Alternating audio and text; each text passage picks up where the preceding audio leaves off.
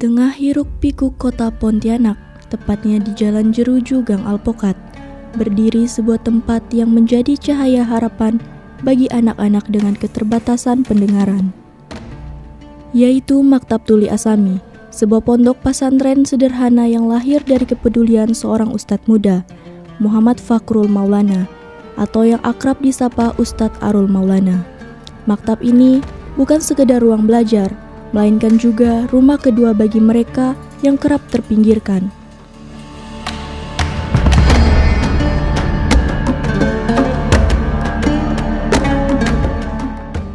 Di sini, sebanyak 57 anak tuli menemukan wadah untuk menimba ilmu agama dan mengasah kemampuan diri.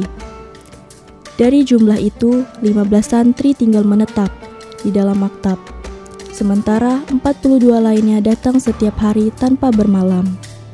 Suasana kebersamaan begitu terasa ketika anak-anak dengan latar belakang berbeda saling menyapa menggunakan bahasa isyarat. Mereka belajar membaca Al-Quran, menulis, hingga memahami nilai-nilai agama dengan metode yang disesuaikan. Setiap gerakan tangan dan ekspresi wajah menjadi bahasa pengikat yang menciptakan rasa kekeluargaan yang erat. Bagi Ustadz Arul, mendirikan Maktab Tuli Asami adalah panggilan hati. Dirinya ingin membuktikan bahwa keterbatasan bukanlah penghalang untuk beribadah dan menuntut ilmu. Dengan penuh kesabaran, Ustadz Arul membimbing para santri, serta menumbuhkan kepercayaan diri mereka agar bisa menghadapi dunia luar. Maktab Tuli Asami ini berdiri karena teman-teman yang hebat. Mereka punya pikir. Karena kita semua tahu bahwasanya teman tuli kita ini sangat-sangat minoritas pertama. Kedua, mereka ini kurang diperhatikan. Artinya apa? Artinya sebenarnya kita ini sedang memperjuangkan haknya mereka dari aspek pendidikan, kemudian agama, kemudian pekerjaan, kesehatan dan sebagainya. Nah, kita tuh sekarang berusaha bagaimana kita tuh punya wadah itu.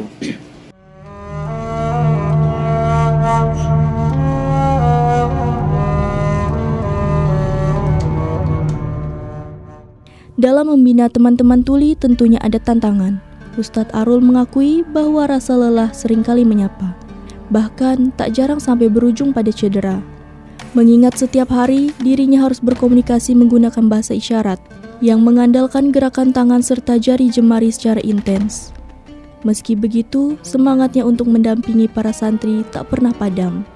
Bagi Ustadz Arul, kelelahan bukanlah penghalang, melainkan nikmat dan pengingat bahwa perjuangan mendidik teman-teman tuli adalah perjalanan yang penuh pengorbanan. Manusiawi ya kalau kita ngerasa lelah, capek, tapi ada rasa nikmat yang berbeda. Jadi capeknya tuh nikmat, Kak.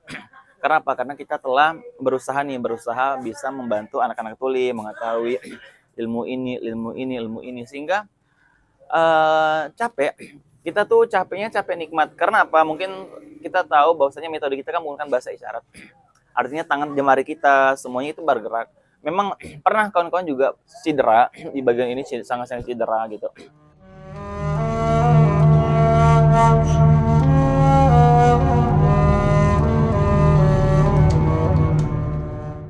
Bagi para orang tua, kehadiran maktab juga membawa perubahan nyata.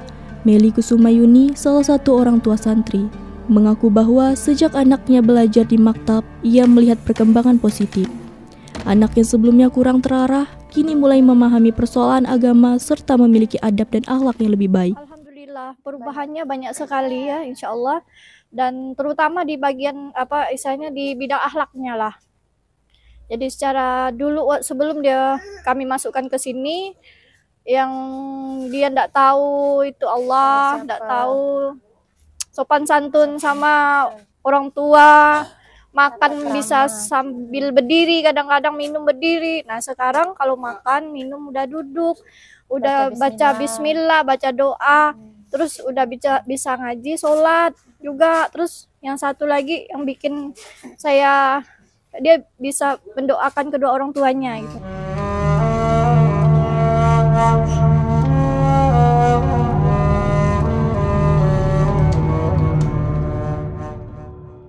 Tidak hanya membimbing mereka di lingkungan maktab, Ustadz Arul berupaya agar teman-teman tuli juga memperoleh keadilan dalam berpendidikan. Sebab pada tahun 2025 ini, untuk pertama kalinya para santri tuli mendapat kesempatan menempuh pendidikan inklusif di bangku kuliah. Dalam prosesnya, Ustadz Arul bersama Ustadz Romli turut mendampingi mereka sebagai penerjemah bahasa isyarat. Kehadiran mereka menjadi jembatan komunikasi antara mahasiswa tuli dengan para dosen di kampus IAIN Pontianak. Salah satu dosen, Elman Syah, mengaku bangga sekaligus senang dengan langkah inklusif ini. Menurutnya, kesetaraan pendidikan di IAIN merupakan kemajuan besar. Namun, dirinya juga menilai ada tantangan tersendiri, sebab setiap materi yang disampaikan harus terlebih dahulu dipahami oleh penerjemah, sebelum akhirnya diteruskan kepada mahasiswa tuli. Sebenarnya saya sih seneng ya melihat orang-orang tuh belajarnya itu bisa bergabung ya, senang sebenarnya, sehingga terjadilah semacam kesetaraan gitu ya. Saya senang itu. Tantangannya itu yang agak berat, sementara memang masih menggunakan peran translatornya, ada 2 orang di situ tadi kan, translatornya untuk menerjemahkan apa yang dia maksud dan apa yang saya maksud gitu tadi. Tapi persoalannya kemudian apakah translatornya paham juga, itu kan agak bingung juga mau menjelaskannya kan. Ini tantangan saya tuh, pertama harus memahamkan dulu translatornya malahan.